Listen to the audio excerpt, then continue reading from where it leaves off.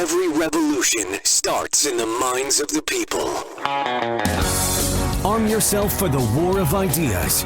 Take back your life. Take back your liberty. Tom Mullen Talks Freedom. Hello, everybody, and thanks for joining us at Tom Mullen Talks Freedom. Today, my guest is James Ostrowski. He's a trial and appellate lawyer and author from Buffalo, New York. He graduated from St. Joseph's Collegiate Institute in 1975 and obtained a degree in philosophy from the State University of New York at Buffalo in 1980. He graduated from Brooklyn Law School in 1983 and is a practicing attorney. Jim's also the author of several books, including Progressivism, The Idea That Is Destroying America, A Crime Against America, Essays Against the Lockdown, and his latest, The Libertarian Devil's Dictionary. He's also an adjunct scholar at the Ludwig von Mises Institute, a columnist for LouRockwell.com. And believe me, I could spend the rest of the show just listing the things Jim Ostrowski is doing in the fight for liberty. But Jim, welcome. Thanks for having me, Tom. It's great. Great to have you here. Now, among all the things that you're doing, you've dedicated a large part of your law practice to defending people against the government, and that includes defending people against the lockdowns and prohibitions on ivermectin. Is that right? Yeah, I was looking back on a couple of years ago. I kind of gave a little talk because I was 40 years in the movement, 35 years as a lawyer, and I look back on it, I started counting all the Bill of Rights that I've actually litigated, and it's pretty much most of them except for the quartering troops. Haven't had a quartering troops, but who knows, in this environment, I may actually have one of those coming up. But yeah, I've done criminal defense, which obviously involves the Fourth, Fifth, and Sixth Amendments. I've done lawsuits against the government for police misconduct, First Amendment, which obviously involves the Fourth Amendment and the First Amendment. And late in my career, I started to do Second Amendment cases. I've done quite a few of them. We had a case that should have been in the Supreme Court, but they decided to take the other case instead by the world's wealthiest law firm. And I listened to the oral argument the other day. I was somewhat disappointed because I guarantee you, if I had been up there, it would have been a completely different oral argument. So I've done lots of, I kind of, Hank Holzer, who's my law professor, and he was Ayn Rand's lawyer in the 60s. He told me a long time ago, you can't make a living as a libertarian lawyer. And I can guarantee you that's true. But my practice has, generally speaking, been involved with defending people's rights. So I can sleep well at night. And as far as the lockdowns last year, I know you had at least one case. What were the particulars of that one, and what grounds did you defend against them on? Well, very early on, we didn't know what was going to happen, but when it was obvious around in May of 2020 that this thing wasn't going to end, and now I call it the forever lockdown, but we filed a massive lawsuit in federal court against Cuomo and the rest of the gang. And we challenged everything. We challenged his executive orders. We challenged closing gun shops, stopping us from having political meetings.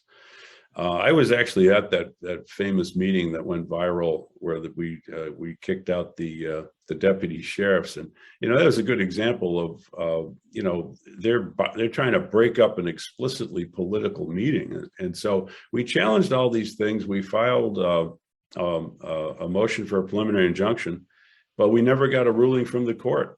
And at some point, the court's clerk said, "We think the motion for the injunction is moot," and I said, yeah, it's moot because they've repealed all the executive orders, but the underlying case is still pending. They made a motion to dismiss. So, basically we're arguing the guarantee clause means that you can't have executive orders. The due process clause means essentially the same thing. And I made the point that, Cuomo has no more right to issue these orders than I do. And that's, so that is trying to illustrate the substantive due process angle there, but waiting for a decision. I can't obviously criticize a federal judge. They're busy. He's certainly not lazy, and he does have a busy docket, but very disappointed. But what it has been established is that in the greatest civil liberties violation, since slavery, the courts have sat on the sidelines. So that's why we're moving on to more direct action tactics. Got it. And feel free to correct me after I serve this up to you, but I'll tell you what I've found in my own research. And despite what you and I might think about what the government should be doing, as far as the constitutionality of the lockdowns, briefly, the federal government is set up so that supposedly it has these enumerated powers, and that's the only thing the government can do. The state governments, on the other hand, are pretty wide open, and they all have a Bill of Rights and basically say that the legislature can do whatever it wants unless it violates the Bill of Rights. Is that right so far? Yeah, I mean, it's enormously complicated. And then you have the Civil War and the 14th Amendment. And so this is the whole structure of the thing is hotly debated today, and everything that you just mentioned is subject to dispute, one side or the other. So, but more or less, you're correct. All right, and I'm going to give the government the widest possible latitude here for a moment, just to say that, okay, so the legislature, the New York legislature, passes an emergency law, or a law that allows the governor to declare a state of an emergency. And then if he declares the state of emergency, there's a list of things he can do. And among those things is, I can't remember the exact words, but close down venues of public amusement or something like that. So given that they passed this law, first of all, is that law unconstitutional under the state constitution? And if not, why isn't it okay for them to do this? Well, we didn't pursue the state constitution remedy, and we didn't do it in state court. And I actually explain why. It's that we don't trust New York state courts to rein in their politicians. And I cited a case that I did, which we called the pork lawsuit. It's actually Bordelot versus the state of New York, where we challenged the corporate subsidies, which are clearly barred by the state constitution. And the court disagreed with us 5-2, the highest court in the state. So I would never take these cases, these issues into state court. So everything was federal. So why it's illegal? Because the guarantee clause guarantees a Republican form of government, and that's a government where the people elect legislators to make laws, and they never allowed, the people never delegated to the legislature the power to delegate that to the governor, and that's basically ruled by decree. Now, the case law on guarantee clause is sparse and complicated, but the argument I made was, this is the extreme case. This isn't one of these, run-of-the-mill pieces of litigation where some big company throws in the guarantee clause. This is the greatest civil liberties violations in slavery. So this is something where the court should step in and say, you've gone too far. So that was the argument there. Now, we did make some other arguments. It's violation of due process. So there, we worked through the 14th Amendment, and this is controversial among some libertarians. But as a lawyer, I have to take advantage of all the amendments that I have in front of me. So the 14th Amendment applies the due process clause to the states, and we viewed this as a violation of due process, pretty much for the same reasons under the guarantee clause, which is, but specifically. And I know due process sounds also complicated. When you break it down, it's really not. One of the elements of due process that doesn't come up very often is jurisdiction. And I gave the example, if I started issuing orders to everybody in the state to wear a mask, people would say, well, you don't have the jurisdiction to do that. You don't have the right to do that. I made the same argument with respect to Cuomo, which then goes back to whether he did, and that sort of loops back into the argument about whether the legislature delegated their powers. So those are the main arguments, but we also argued that directly under the First and Second Amendments, closing gun stores, banning public gatherings violates those amendments specifically. So those are the main arguments, and obviously we're going to take it up if we lose, which we may lose, we may not, I don't know, but we'll take it up to the Second Circuit and the Supreme Court. I have a different philosophy from the big gun groups. I want an answer from the court, and like the Tom Hagen said in The Godfather, prefer my bad news fast. Because if the courts aren't going to enforce, I said right in the brief, it's like, if you're not going to enforce the Republican guarantee of Republican government, can you send somebody over to the National Archives and have them delete it from the Constitution? So I'm very blunt in the way I write legal briefs. I have a very different style. And so if we lose, it's like Edison said, oh, now we've figured out some way not to do something. We better figure out another way to do something. I want the bad news. On the Second Amendment, same issue. We said that the government doesn't have the right to license a right. And it's funny, I'm going to do some more work on this, but Judge Kavanaugh basically said, well, you haven't challenged the licensing requirement. I'm thinking, oh, I wish I had been there. I wish I had been there, because I did challenge the right of the government to license the Second Amendment. And people say, well, they're going to rule against it. That's fine. That's fine. At least we then know that the government is saying that there is no right to bear arms, and then we plan accordingly. Right. And even though you did go the federal route, it seemed like to me, a non-attorney, that, I went and found this law and I could read the list of things that he's allowed to do, but he went way beyond anything that's in that law as well. I mean, he was just thinking things up day by day. I think today, because of some dubious bit of medical data, we're going to come up with this new thing. It just seemed like he was improvising all the way through. Completely improvising. And then we put in a lot of documentation as to the fact that none of this has any rational basis. One of the things I like to do, I did in the Second Amendment case, I like to put little formulas out there to say, this is what the other side has to prove. And nobody ever answers my formulas. They just ignore them, which I get a huge kick out of.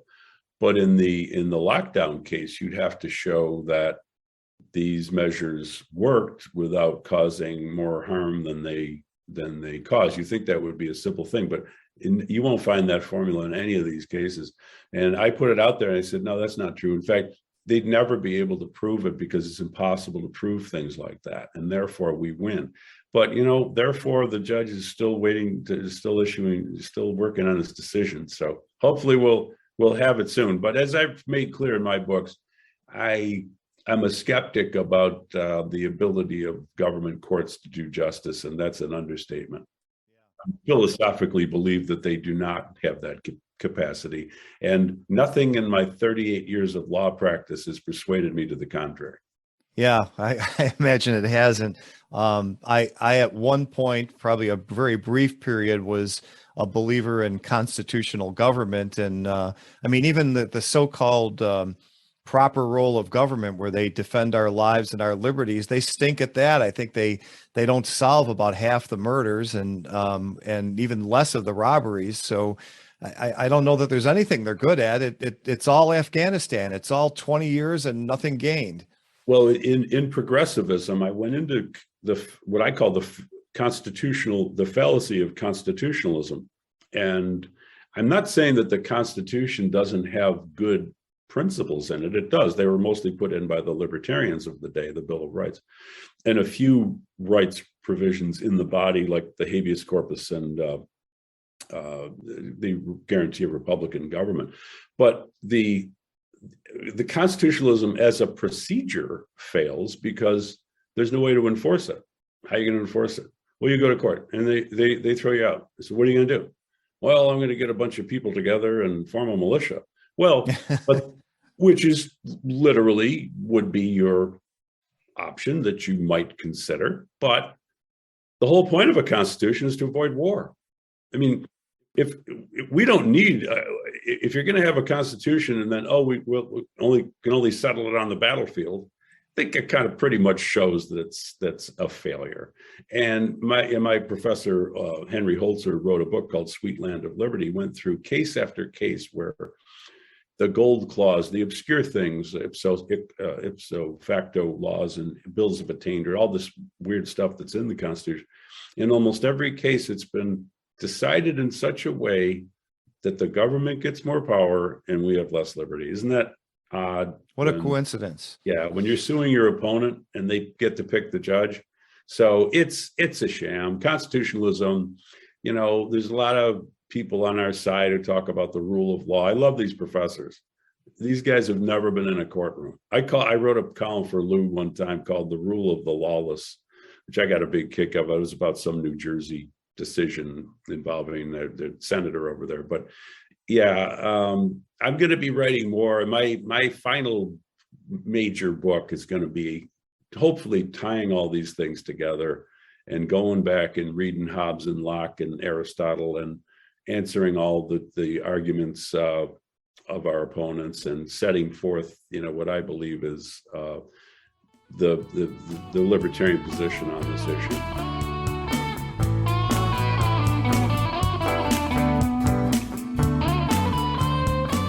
It's that time of the year again when we're all looking for something special to give friends and loved ones for the holidays. Unfortunately, the government and its bank have worked especially hard this year at doing what they do best: make things more expensive for the rest of us. Well, I have great news. You can get a free copy of my new ebook, An Anti-State Christmas.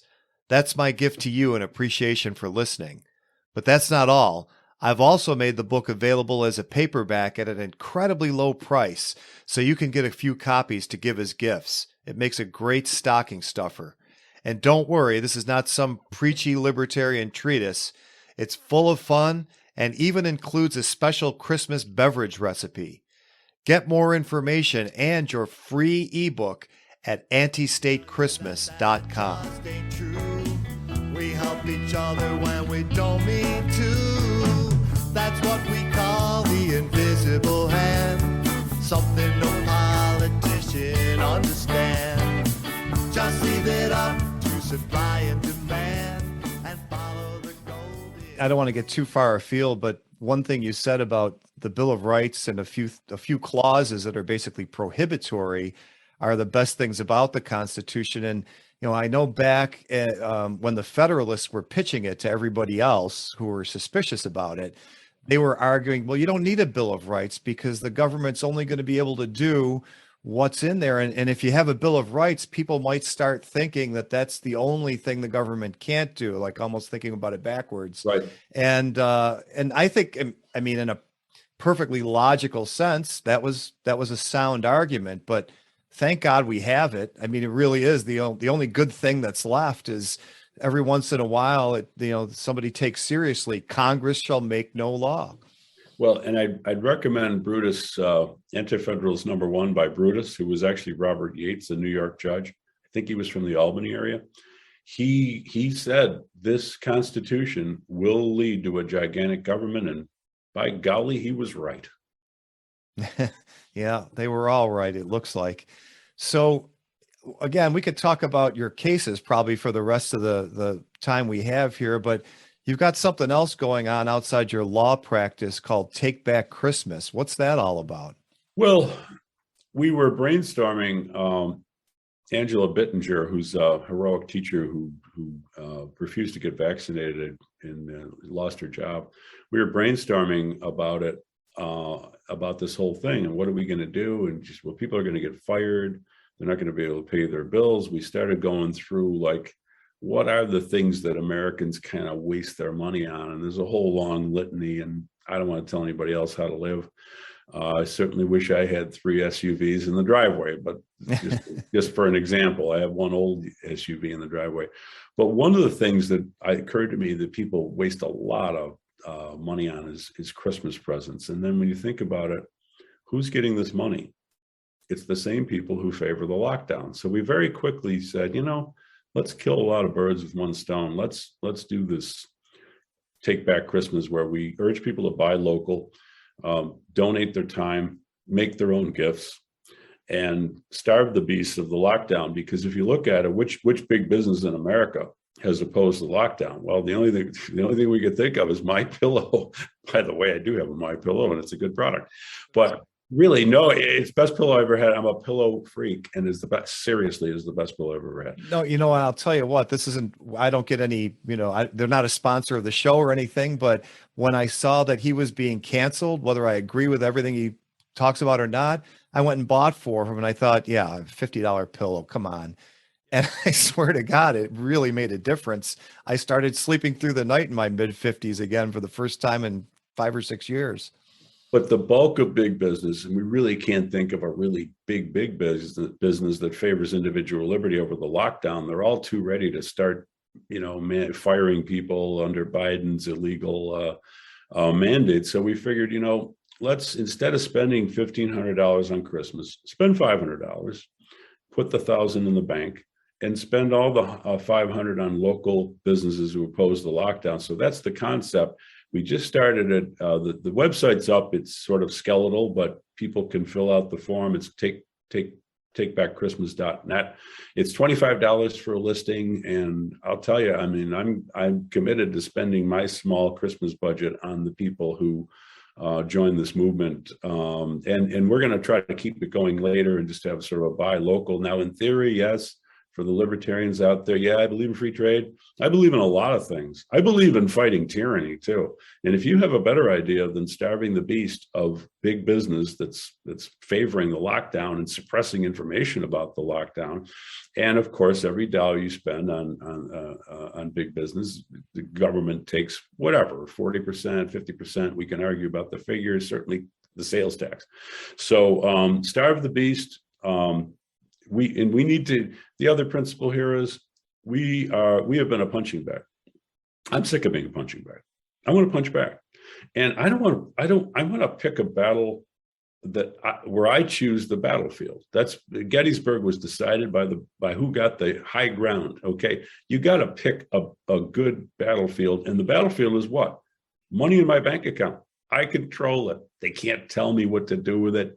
And I am not going to spend money on big business unless it's something, obviously certain firms have a monopoly. I have to use Amazon on my book sales because they have a global monopoly. But when I have a choice and it's not a necessary business expense, I'm going to buy local. I've been kind of doing this for years, but it's reinforced my desire not to spend my money favoring corporations that have a left progressive globalist big government agenda. I'm done with that. So that's the basic idea. We hope it goes viral. We hope it goes global, frankly, because Christmas is celebrated in all the continents in the world. And that's the idea. We hope people get on board, and we have another more direct action projects. That one has to do with the schools, and one I don't even want to say because I don't want the bad guys to know I'm coming for them. all legal and peaceful. Everything I do is legal and peaceful. And my view is that violence is a failure of the imagination. So anybody who gets involved in anything I'm doing will know that to the best of my ability as a lawyer, everything we're doing is legal and peaceful. Yeah, that's a good point to make. And the other one that you make is, and I agree, I'm also for free trade. I want no tariffs on anybody. I want no restrictions on labor. But not buying somebody's product is also free trade. That's right. And that's what started the whole brouhaha with the tea back in 1773 was boycotting the East India Company. So there's good precedent for what you're talking about. I don't have the platform to do it. Maybe neither of us could make a dent, but for every conservative out there who objects to Facebook shadow banning or those sorts of things, I always say, what if 70 million people deleted their accounts on the same day? Okay, yeah, maybe Facebook has billions of users, 70 million Americans in the richest country in the world, that would make a difference. That would get somebody's attention. That's definitely something we need to do. And, because I think that really our only problem is that we're not organized. Our opponents are better organized than we are. But when you look at the talent base of, let's say, the half of the country that doesn't favor left progressive totalitarianism, we have way more skills than the other side. And we have a few bucks. So we just need to get organized. And I think we can win this battle. Yeah, certainly this is probably the scariest time in my life. And I've been around a few years as far as government tyranny. It just seems like, I've been complaining about it for, at least a couple of decades. And this is, exponentially higher than I've ever seen. And the complacency really, really scares me. I mean, more than what the government is trying to do, what scares me is not what people on television say. We all know why they say the things they say, but when your neighbors start repeating those talking points and arguing in favor of lockdowns or vaccine mandates, that's when I really start to get scared. At the same time, we're hearing all sorts of really great things, like maybe Texas ought to secede, or maybe Florida should leave OSHA, things like that. So makes the ground ripe for some good stuff too. Well, we found out that, frankly, about half of the country are easily led by the nose to support totalitarian policies that have no evidentiary basis whatsoever. So it's like, and what do? I wrote a 4,200 word essay attacking the John Carroll mandatory vaccine policy, and I demolished it. I mean, as a trial lawyer, I demolished it. There's nothing left standing. So I don't think I changed anybody's mind. So I don't think anybody's home behind the eyes of some of these people. And that's why I said, I'm almost tired of talking to them. I'm going to separate. I'm going to just deal with the people for the rest of my life that don't want to stick a needle in my arm and don't want to put a mask on a 2-year-old. They're not child. I don't want to deal with any child abusers anymore. These people are child abusers. When you think about it, I'm just thinking about this out loud. I don't want to deal with child abusers in my life anymore. And that's going to come at some cost, because you have lifelong friendships and so on, and family. But at some point you have to draw the lines, like, I'm a huge believer in family, but I kind of don't like child abuse more. So you got to make these tough calls. And people know where I stand. They don't even, people I know, they don't even mention these issues because they know they're going to get it hard. So I'm done. This is the lowest point in the history of what I think was history's greatest nation for ordinary people with obvious flaws we don't know about.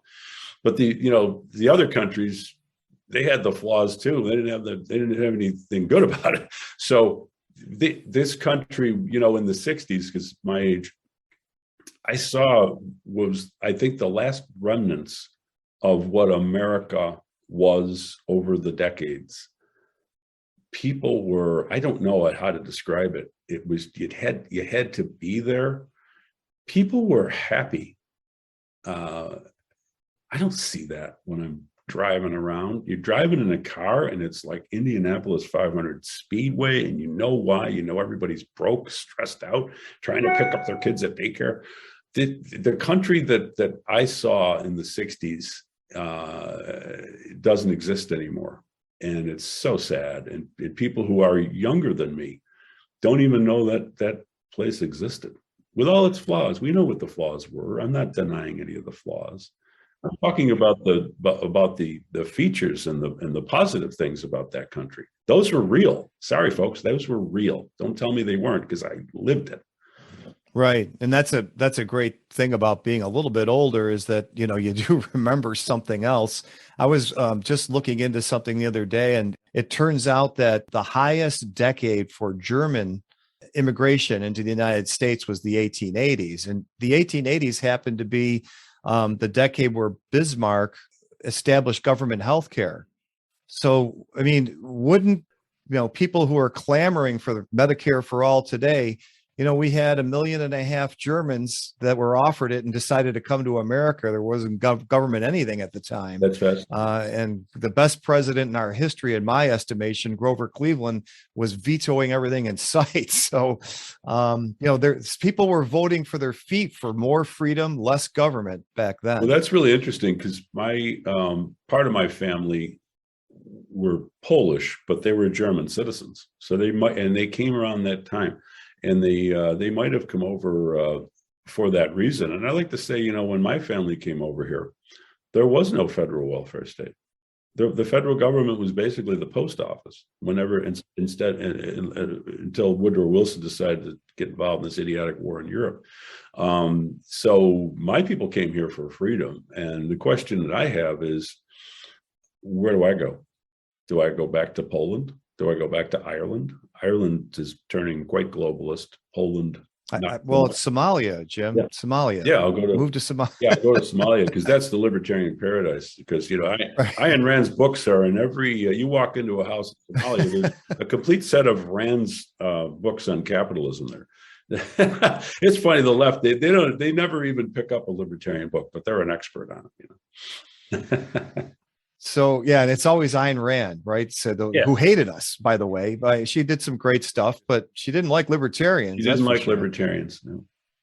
Well, great, Jim. I really appreciate you being on. Definitely, I'm going to put takebackchristmas.net on the show notes page, and also a link to your bio on Amazon where people can check out your many books. Anywhere else you'd like people to go between now and the next time we have you on?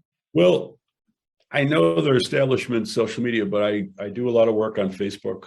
I'm easy to find. I kind of use it, as a writer. It's funny because you're supposed to have a notebook, and I was too lazy to have a notebook. But Facebook is kind of my notebook because a lot of the things I post there are just off the top of my head. They end up in books, or they end up as a piece of a book, or they end up being further developed. So people want to see, how my thought process goes. I'm on Facebook and Twitter. I'm trying to get a locals page. I have a podcast at YouTube that's been inactive, but I'm going to get back on it. And when I get sort of fully retired from practice of law, which I'm hoping to do soon. I've been saying that for years. It's a running joke, but it's true. All right. Well, we'll certainly put up all of your social media links. And everybody, you should check out everything Jim Ostrowski's doing, both with his law practice, his many, many books, and all of the direct action projects he's doing. Jim, thanks so much for being on. Thanks a lot. It was a lot of fun. Appreciate it.